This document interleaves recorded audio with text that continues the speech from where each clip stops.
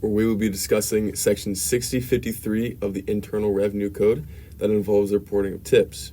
Workers and businesses alike should be keen on this topic to understand the legal pathway towards reporting tips to the IRS to avoid the risk of potential tax issues. My name is Cooper. Pass over to my two group members. My name is Ari Thomas. My name's Anna Johnston. So, to elaborate onto our topic, so what is the tax subject?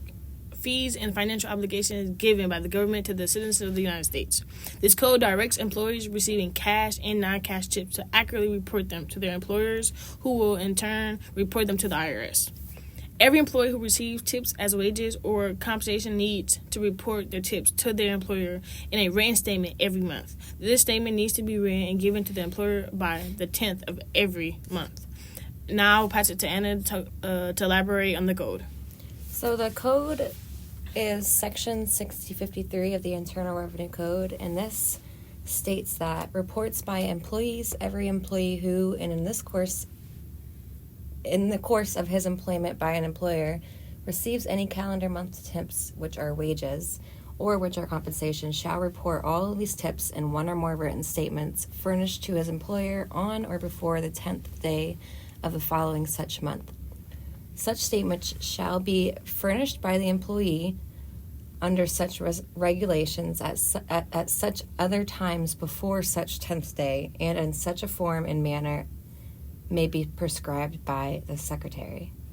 An easier way to understand what I just said, any tipped employee whose majority of their wages are in tips should report all of these tips in a written statement. This is inclusive of the tips given directly or indirectly via pooled funds. Pooled funds is when every employee on the floor basically puts all their tips into a pot and then they all split it evenly. The employer is mandated to report these tips and must check that the records are updated to ensure that the workers are correctly withholding their portion of the taxes.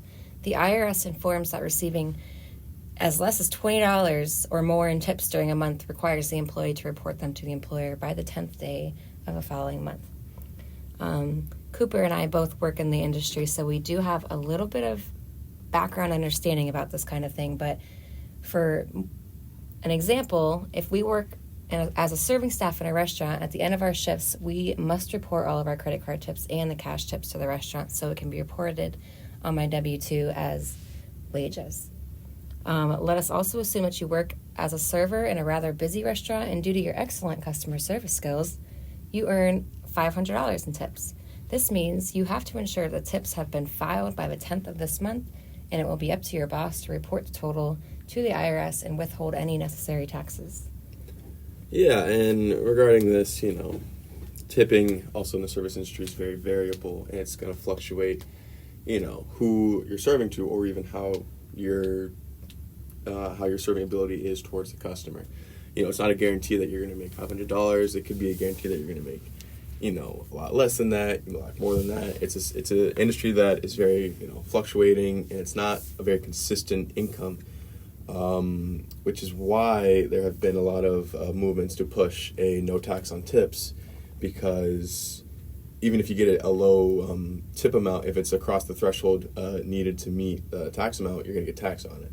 So regardless if you make a lot of money or a lot less money, the tax is going to take money out of that. So there have been a lot of movements lately about the no tax on tips movement pushed by President Trump, which has seen both sides of the coin. But I'll get into that later. But yeah, it's definitely interesting about it because a lot of workers need the tips and they need the money. They've been in the industry a lot of their life, and just tipping is a natural commodity in America where it hasn't been legalized, but it's definitely more pushed for service workers, such as in fast food, restaurants especially. So the workers kind of rely on the tips because their federal minimum wage is so low compared to the minimum wage of like a construction worker or of anything else. So they kind of need the tips regarding that. I'm going to pass to Z here about who this law pretty much affects. To piggyback off what Cooper said, this tax law affects the bars, the salons, restaurants, among other services industries that have workers relying on tips as a major portion of their income. As such, employers receiving tips and the employers paying them as effective by this law. Like he said, like it affects everyone. To pass it on to Cooper about why we should care about this law and a little bit more background. Yeah, so I mean, this law matters to pretty much both employee and employer. An employer managing a tipped workforce, and what I mentioned earlier about both sides of the coin. This is a system about tipping that's there's a ton of discrimination and worker abuse, which it potentially leads to consumers being asked to tip on virtually every purchase, which is definitely seen more and more in service industry nowadays, where they spin a little iPad around. Some people may not feel it's deserving of a tip. Some people may feel that it's in the wrong industry. So a lot of lawmakers in America have proposed a no tax on tips bill, but what this could do is take away money needed for a lot more workers compared to workers who aren't even making enough in the first place. So essentially, very low wage workers receive these tips already in the service industry. So if you look at people earning less than $25 an hour, really, which is only half of the workforce, only 5.1% are in traditionally tipped occupations. Now, if we were to see a no tax on tips, this percentage would jump exponentially. Suddenly, a lot more service workers would see a push for more tips, and they would feel almost obligated to receive them. But this is obviously bad because not all industries are pretty much deserving of a tip industry. I mean, obviously, restaurants and service works, there is some instances where tipping is kind of necessary, but the tax on tips, there's a lot of portions where it's like inconsistencies, and it's not a lot of variable concrete evidence to support the no tax on tips, which is why a lot of lawmakers aren't so much as pushing it as fast as Donald Trump would be pushing it. I don't know if Anna can pick up more on this about taxing on tips in the industry.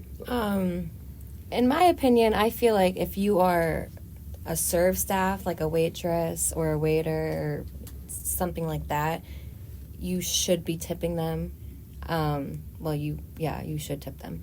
But if you're working like a takeout counter and they turn around that little toast thing and ask you to leave a tip for them handing you your food, I'm kind of biased against that because what am I tipping you for?